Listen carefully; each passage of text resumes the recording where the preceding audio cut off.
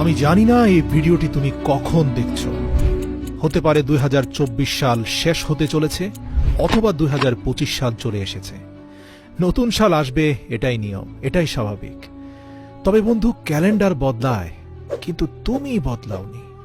আমি জানি না তোমার গত বছর কেমন ছিল, কিভাবে কেটেছে, কিন্তু বন্ধু, সামনে আসতে চলেছে যে 6টি মাস, আমি গ্যারান্টির সাথে বলতে পারি তোমার লাইফ চ্যালেঞ্জিং হয়ে যেতে পারে যদি তুমি আজ থেকেই শপথ না করো।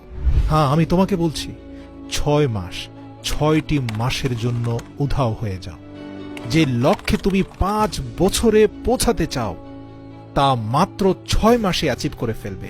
তোমার মধ্যে ভয়ঙ্কর পরিবর্তন চলে আসবে। বিশ্বাস হচ্ছে না? আজকের তারিখটা তুমি নোট করে নাও, আর ভিডিওর মধ্যে ডুবে যাওয়ার আগে দয়া করে যা কিছু অতিরিক্ত করছো তা বন্ধ করে দাও। 6 মাসের জন্য উধাও হয়ে যাও।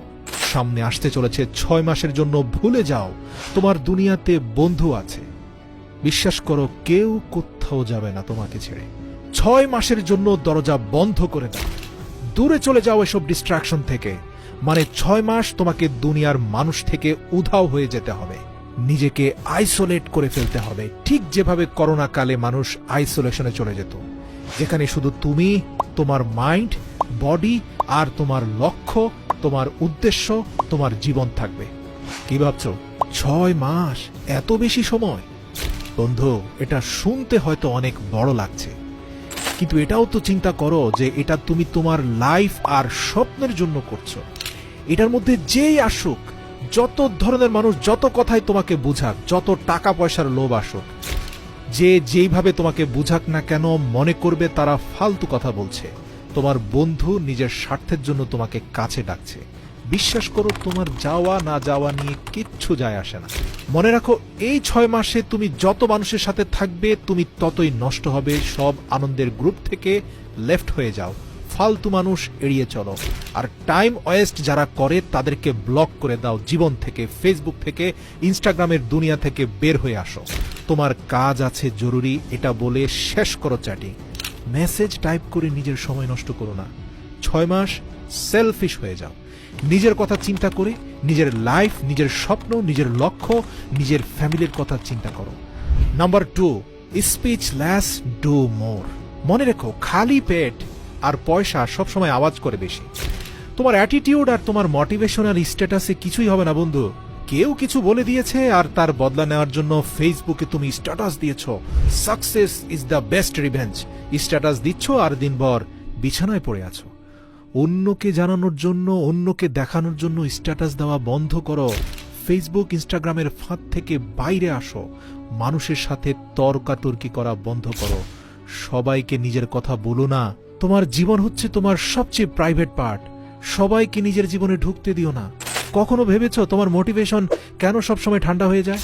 কারণ তুমি এমন মানুষদের সাথে থাকো যারা তোমার সব এনার্জি চুষে নিয়ে তোমাকে খালি খোসা বানিয়ে ছেড়ে দেয়। এরকম বন্ধুত্ব থেকে বাইরে আসো। মানুষকে নিয়ে সমালোচনা করা, অন্যকে নিয়ে চিন্তা করা ছেড়ে দাও। যদি তুমি না থাকো, দুনিয়া থেমে যাবে না। তোমার থেকে শ্রেষ্ঠ মানুষটা দুনিয়া থেকে চলে গেছে বলে দুনিয়ার কিচ্ছু যায় আসেনি। তোমার না থাকা নিয়ে কিচ্ছু যায় আসে না। দুনিয়া যেভাবে চলছে সেভাবেই চলতে থাকবে। মরে যাওয়া মানুষকে মানুষ একদিনই ভুলে যায়। কি যায় আসে কে তোমাকে নিয়ে কি ভাবছে না ভাবছে? আর যদি তোমার এতই ফিলিংস হয়, মানুষের কথায় যদি এতই কষ্ট হয়, দয়া করে অনুরোধ করি 3 নম্বর পয়েন্টটা মুখস্থ রাখো। মানে নিজের ফিলিংস গুলোকে জ্বালিয়ে দাও এই 6 মাসের জন্য। এই যে খিটখিটে মেজাজ হয়ে যাচ্ছে, ডিমোটিভেটেড হয়ে যাচ্ছ, মারাত্মক টেনশন হচ্ছে, তাহলে দয়া করে একটা কাগজ নাও আর লেখো কেন তোমার আত্মবিশ্বাস হারিয়ে যাচ্ছে, কেন এত টেনশন তোমার। যত রাগ, অভিমান, নেগেটিভ এক্সপেরিয়েন্স সব কিছু কাগজে লেখো, তারপর আগুন দিয়ে তা জ্বালিয়ে পুড়িয়ে তছনছ করে দাও। দেখবে তোমার ভেতরের ফিলিংস গুলো জ্বলে পড়ে ছাই হয়ে গেছে। একদম খালি হয়ে যাও। আর যদি বলতেই চাও, মানুষকে না বলে শুধু নিজের সৃষ্টিকর্তাকে বলো। রাতের আধারে হাত তুলে প্রার্থনায় তাকে বলো। মনে রেখো, মানুষকে নিজের কষ্টের কথা বলে নিজের দুর্বলতা প্রকাশ করে দিও না, বরং সৃষ্টিকর্তাকে বলে আধ্যাত্মিক শক্তি অর্জন করো। মনে রেখো, তোমার চোখের পানি মোছার জন্য কেউ আসবে না, সবাই বেইমানি করে চলে যাবে। Number 4 point, think you like a product. দেখো, 21 দিন তুমি যা খাবে, তুমি যেভাবে দেখবে, তুমি যা করবে, তুমি যা শিখবে, আমি গ্যারান্টির সাথে বলতে পারি তুমি ঠিক ওই রকম হয়ে যাবে। মানে এটা তোমার অভ্যেস হয়ে যাবে।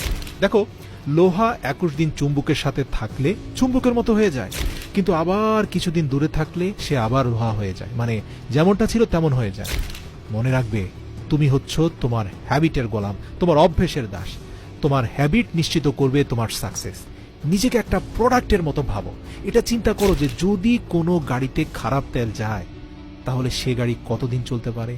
তুমি তোমার ব্রেনকে যত ভালো জিনিস দেবে তত ভালো ডিসিশন নিতে পারবে তোমার ব্রেন। তোমার হাতে থাকা মোবাইলটাও তো আপডেট নেয় বন্ধু, তাহলে তুমি কেন নিজেকে আপডেট করছো না? কেন নিজের মাইন্ডকে খারাপ অশ্লীল ভিডিওতে ডুবিয়ে রেখেছো? কেন ইনস্টাগ্রাম, নেটফ্লিক্স আর নাটক সিনেমার জগতে তুমি ডুব দিয়েছো? এসব বন্ধ করো আর নিজের মাইন্ডকে 100 ভাগ ফ্রেশ করে ফেলো। হ্যাঁ, ওই যে বলছিলাম, মেজাজ খারাপ হয়ে যায়, মাথা ব্যথা করে, লক্ষ্য এবং উদ্দেশ্যের দিকে ফোকাস করতে পারছো না, মনোযোগ দিতে পারছো না। এর কারণ কি জানো? তোমার শরীরকে তুমি ভালো খাবার দিচ্ছ না, যত সব জাঙ্ক ফুড, অস্বাস্থ্যকর খাবার তুমি খাচ্ছ। মনে রেখো, খারাপ তেলে যেমন গাড়ি নষ্ট হয়, খারাপ খাদ্যে তোমার শরীর, তোমার মস্তিষ্কের ক্ষমতা নষ্ট হয়। বিশ্বাস করো, মনোযোগ দিতে না পারলে প্রতি সপ্তাহে 4 দিন রুটি খাওয়ার বদলে কাঁচা বাদাম খাও। এই কাঁচা বাদামের ওমেগা 3 ফ্যাটি অ্যাসিড তোমার ব্রেনের শক্তিকে বাড়ায় কিনা, তোমার মনোযোগের ক্ষমতাকে শক্তিশালী করে কিনা, হাতে নাতে প্রমাণ পেয়ে আমাকে বলো।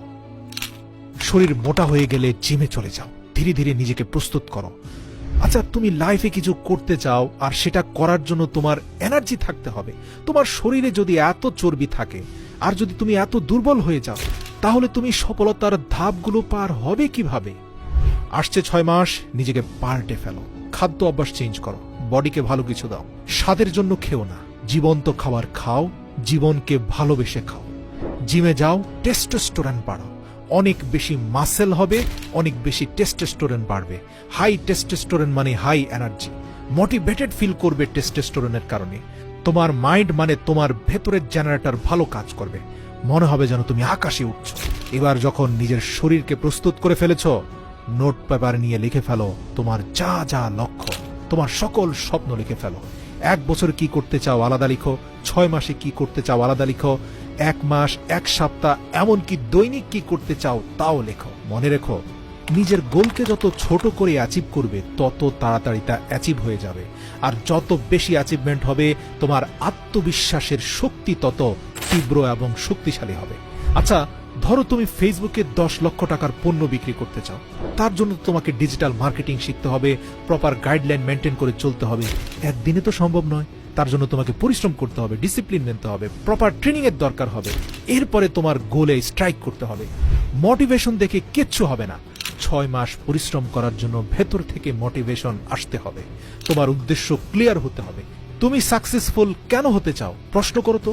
তোমার পারিবারিক অবস্থা চেঞ্জ করতে চাও, নাকি গরিব হয়ে বাঁচতে চাও না, না তোমার ভালো হেলথ চাও? কিসের জন্য চাও তুমি সফল হতে? তা কমেন্ট করে এই ভিডিওর নিচে বলো। এই ভিডিওতে করা কমেন্টকে আমি তোমার শপথ বাক্য হিসাবে ধরে নেব। যেভাবে একটা ক্ষুধার্ত ঈগলের ফোকাস শুধুমাত্র তার খাবারের দিকে থাকে, সেভাবে তুমি তোমার লক্ষ্যের দিকে ভয়ঙ্কর ফোকাস দাও। কাজ শুরু করার আগে তোমার ফোন বন্ধ করে নাও। একই সময় একই কাজ করো, না হয় অনেক কাজের মধ্যে তুমি ঝুলে থাকবে। খাবার খাচ্ছ, মনোযোগ দিয়ে খাবার খাও, প্রয়োজনের থেকে বেশি পরিমাণে চিবিয়ে খাও। জিম করছো, তাহলে শুধু জিমটাই করো, পুরো ফোকাস জিমে দাও। বই পড়ছো, পরিপূর্ণরূপে বইয়ের ভেতরে ঢুকে যাও। কিন্তু বেশিরভাগ মানুষ ঘরে থেকে অফিসের চিন্তা করে, আর যখন অফিসে থাকে তখন অফিসের কাজ ফেলে ঘরের চিন্তা করে। প্রিয় বন্ধু, ওই ফাঁদে পড়লে কিন্তু শেষ হয়ে যাবে। বিশ্বাস করো, 21 দিন যখন যে কাজটা করছো সেটাই মনোযোগ দিয়ে করো। সচেতনভাবে সজ্ঞানে অন্য কোনো চিন্তা মনের ধারে কাছেও আনবে না। শুধুমাত্র 21 দিন করো, তারপরে তুমি ফ্রি ফ্লো স্টেটে চলে যাবে। ফ্রি ফ্লো স্টেটের মানে বুঝতে পেরেছো? ওই যে যেমন মোটরসাইকেল যেদিন সর্বপ্রথম চালানো শিখছিলে, সেদিন কত মনোযোগ দিয়ে ক্লাস টেনেছো, কত মনোযোগ দিয়ে সামনে গাড়ি দেখে ব্রেকে চাপ দিয়েছো। আচ্ছা বলো তো, 6 মাস পরে কোনো গাড়ির সামনে চলে আসলে ওই চিন্তা ভাবনা করেই কি তোমাকে ব্রেকে চাপ দিতে হয়, ক্লাস টানতে হয়?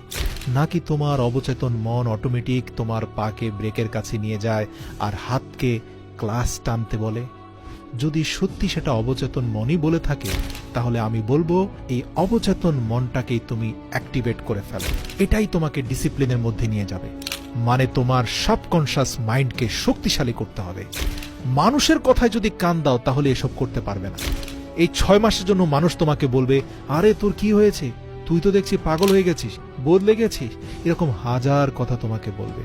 তোমাকে কিন্তু তোমার নিজের কথাটাই শুনতে হবে।